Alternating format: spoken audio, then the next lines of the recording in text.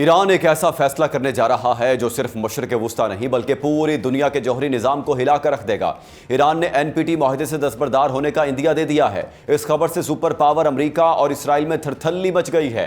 یہ وہ معاہدہ ہے جس کے تحت ایران نے اپنے جوہری پروگرام کو پرامن مقاصد تک محدود رکھنے کا عہد کر رکھا ہے۔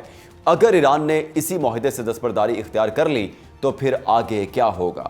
یہ صرف ایک معاہدہ ختم ہونے کی خبر نہیں ہوگی، اس سے ایک ایسا دروازہ کھل سکتا ہے جس کی دوسری طرف ایٹمی دوڑ کھڑی ہو۔ ایران کے پاس پہلے ہی افزودہ یورینیم کے بڑے ذخیرے کے دعوے موجود ہیں۔ اسرائیل اور امریکہ پہلے ہی تہران کے جوہری پروگرام کو خطرہ قرار دیتے ہیں، جبکہ ایران مسلسل دوہرے معیار کا الزام عائد کرتا ہے۔ اور اگر تہران نے فیصلہ کر لیا کہ اب پابندیاں، حملے اور دباؤ اسے نہیں روک سکتے، تو پھر ایران اپنی جوہری پالیسی کہاں تک لے جائے گا؟ سب سے بڑا خطرہ صرف ایران نہیں، اگر ایران جوہری طاقت بننے کی طرف بڑھا تو سعودی عرب سمیت خطے کے دوسرے ممالک بھی اپنی دفاعی حکمت عملی تبدیل کر سکتے ہیں۔ یعنی آج بات ایران کے NPT سے نکلنے کی ہے، کل بات ایک نئے جوہری مشرق وسطیٰ کی ہو سکتی ہے۔ اور اگر ایسا ہوا تو اسرائیل کیا کرے گا؟ امریکہ کیا کرے گا؟ سعودی عرب کیا فیصلہ کرے گا؟ اور سب سے بڑھ کر کیا ایران کو روکنے کی کوششیں ہی اسے ایٹمی طاقت بننے کی طرف دھکیل رہی ہیں؟ آج کے اس ولاگ میں ایران کے ممکنہ فیصلے کے پیچھے چھپی پوری کہانی، اس کے خطرناک نتائج اور مشرق وسطیٰ میں طاقت کے بدلتے ہوئے توازن کا جائزہ لیں گے۔ آپ دیکھ رہے ہیں 92 نیوز ولاگز اور میں ہوں محمد اسحاق۔ ناظرین، ایران میں ایسا فیصلہ ہونے جا رہا ہے جو پوری دنیا کو ہلا سکتا ہے۔ ایران کے پارلیمنٹ کے ارکان کا کہنا ہے کہ اب ہم سب سے بڑا قدم اٹھانے جا رہے ہیں، اور یہ سب سے بڑا قدم جوہری عدم پھیلاؤ کے معاہدے یعنی NPT سے دستبرداری ہو سکتا ہے۔ اس کا مطلب یہ ہے کہ ایران نے اس معاہدے کے تحت یہ عہد کر رکھا ہے کہ وہ جوہری ہتھیار نہیں بنائے گا، ایٹم بم تیار نہیں کرے گا، اور اس کا جوہری پروگرام صرف پرامن اور شہری مقاصد کے لیے ہوگا۔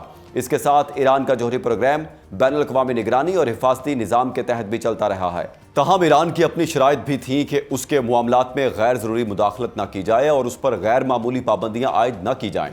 اب جبکہ امریکہ کی جانب سے ایران پر مزید سخت ترین پابندیاں عائد کرنے اور دباؤ بڑھانے کی بات کی جا رہی ہے، ایران کے اندر یہ آوازیں مضبوط ہو رہی ہیں کہ اگر پابندیاں ختم نہیں ہوئیں تو پھر NPT میں رہنے کا فائدہ ہی کیا ہے؟ یہی وہ مقام ہے جہاں معاملہ انتہائی خطرناک ہو جاتا ہے، کیونکہ ایران کے پاس پہلے ہی بڑی مقدار میں افزودہ یورینیم موجود ہونے کے دعوے کیے جاتے رہے ہیں۔ مختلف رپورٹس میں تقریباً 440 کلو گرام تک 60% افزودہ یورینیم کا ذکر سامنے آتا رہا ہے۔ تاہم اس مواد سے فوری طور پر کتنے جوہری وار ہیڈز تیار کیے جا سکتے ہیں، یہ ایک پیچیدہ تکنیکی معاملہ ہے اور محض مقدار کی بنیاد پر حتمی تعداد بتانا درست نہیں۔ لیکن اصل خطرہ مقدار سے زیادہ ایران کے ممکنہ سیاسی فیصلے میں چھپا ہوا ہے۔ اگر ایران NPT سے دستبردار ہو جاتا ہے تو دنیا کے لیے یہ ایک واضح پیغام ہوگا کہ تہران اب اپنے جوہری پروگرام کے حوالے سے پہلے والی پالیسی پر قائم نہیں رہا، اور سوال یہ ہے کہ ایران یہ فیصلہ کیوں کر سکتا ہے؟ اس کی ایک بڑی وجہ وہ شدید دباؤ ہے جو حالیہ جنگ، بمباری، پابندیوں اور قیادت کے خلاف کارروائیوں کے بعد ایران پر بڑھا ہے۔ ایران کے اندر یہ سوچ پیدا ہو سکتی ہے کہ اگر اسے جوہری پروگرام محدود رکھنے کے باوجود پابندیوں، حملوں اور دباؤ سے نجات نہیں مل رہی تو پھر وہ اپنی جوہری صلاحیت کے حوالے سے مزید سخت موقف اختیار کیوں نہ کرے۔ یہاں سے معاملہ جوہری بازگشت یا نیوکلیئر بارگیننگ کی طرف جاتا ہے۔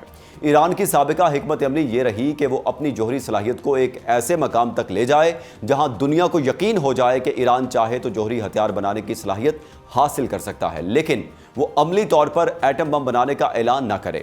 مقصد یہ تھا کہ ایران اپنی جوہری صلاحیت کو دباؤ کے ایک ذریعے کے طور پر استعمال کرے اور اس کے بدلے پابندیوں میں نرمی یا معاشی ریلیف حاصل کرے۔ لیکن اب حالات تبدیل ہو چکے ہیں۔ اگر ایران کو یہ محسوس ہو کہ مذاکرات، سمجھوتے اور جوہری پابندیاں اسے تحفظ نہیں دے رہی تو تہران کے اندر سخت گیر حلقے یہ موقف اختیار کر سکتے ہیں کہ اب پرانی پالیسی کو تبدیل کرنا ہوگا۔ یہاں ایک انتہائی اہم سوال پیدا ہوتا ہے، اگر ایران واقعی NPT سے نکل گیا تو کیا وہ فوری طور پر ایٹم بم بنا لے گا؟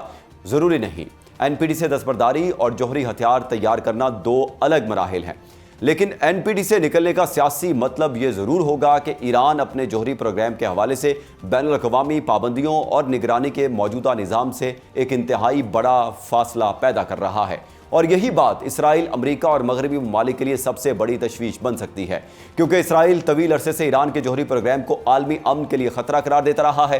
دوسری جانب ایران کا موقف ہے کہ اس کے ساتھ دوہرا معیار اختیار کیا جاتا ہے۔ ईरान सवाल उठाता है कि इसराइल के मुबैना जौहरी हथियारों के ज़ख़ीरे पर बैनुल-अक़वामी सतह पर वही दबाव क्यों नहीं डाला जाता जो ईरान पर डाला जाता है। इसराइल ने जौहरी हथियार रखने की बाज़ाब्ता तस्दीक या तरदीद की पॉलिसी इख्तियार कर रखी है, जबकि आलमी सतह पर उसे जौहरी सलाहियत रखने वाला मुल्क समझा जाता है।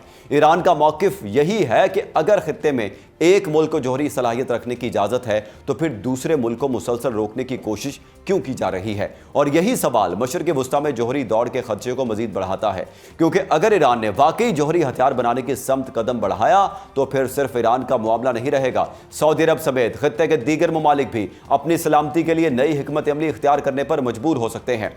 सऊदी वली अहद मोहम्मद बिन सलमान माजी में ये कह चुके हैं कि अगर ईरान जौहरी हथियार हासिल करता है तो सऊदी अरब भी अपनी सलामती के लिए उसी रास्ते पर जाने का हक महफूज रखता है। अब ज़रा तसव्वुर करें, अगर ईरान जौहरी ताकत बनने की तरफ बढ़ता है और उसके जवाब में सऊदी अरब समेत दीगर ममालिक भी उसी दौड़ में शामिल हो जाते हैं तो मशरिक़ वुस्ता में ताकत का तवाज़ुन किस हद तक तब्दील हो सकता है।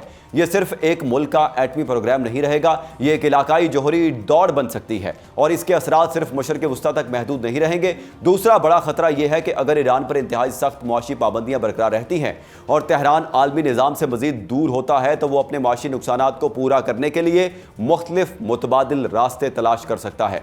अलबत्ता यह दावा कि ईरान बड़े पैमाने पर जौहरी हथियारों की टेक्नोलॉजी दूसरे मुल्क को फ़रोख्त करेगा इस वक्त महज एक इम्कान या क़यास है, साबित शुदा हकीकत नहीं। लेकिन अगर दुनिया में मज़ीद ममालिक जौहरी सलाहियत हासिल करने की कोशिश करते हैं तो आलमी अदम फैलाव का पूरा निज़ाम शदीद दबाव में आ सकता है। अमेरिका के लिए भी एक बहुत बड़ा चैलेंज होगा, क्योंकि वाशिंगटन पहले ही ईरान पर पाबंदियों के जरिए दबाव डालने की कोशिश करता रहा है। लेकिन अगर ईरान जौहरी प्रोग्राम को खुलेआम अस्करी समत में ले जाता है तो फिर अमेरिका के सामने सिर्फ ईरान का मसला नहीं रहेगा, बल्कि पूरे खित्ते में एक नई जौहरी दौड़ का खतरा खड़ा हो जाएगा। और फिर यह सवाल भी होगा कि इसराइल इस सूरत हाल पर क्या रद्द-ए-अमल देगा। क्या इसराइल ईरान के जौहरी प्रोग्राम पर दोबारा बराह रास्त हमला करेगा?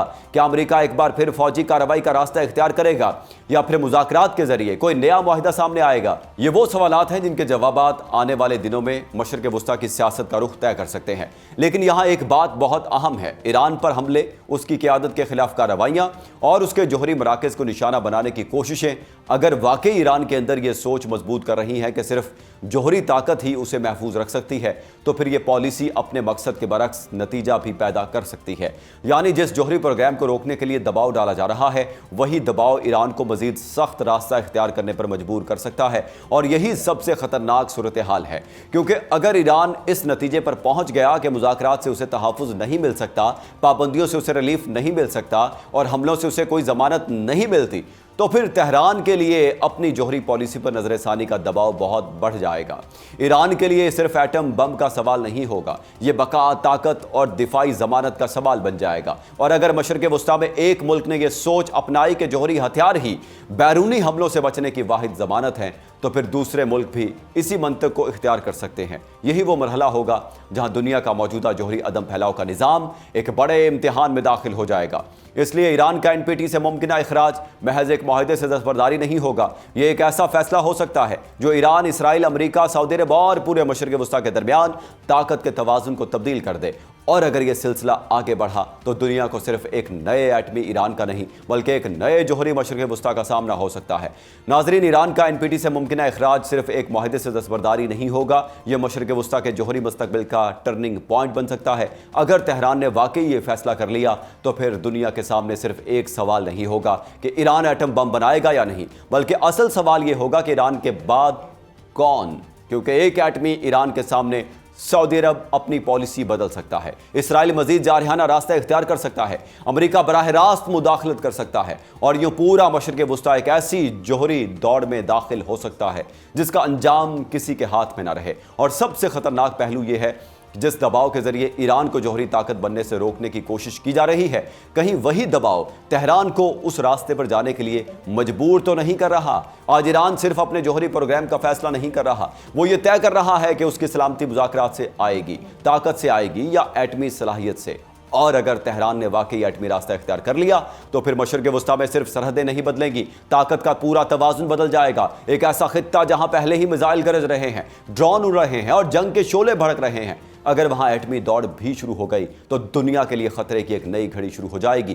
یہ جنگ صرف ایران اور اس کے مخالفین کے درمیان نہیں رہے گی، اس کے سائے پوری دنیا تک پہنچیں گے۔ آج کے اس ولاگ سے اتنا ہی، مجھے دیں اجازت، اللہ نے کے بعد۔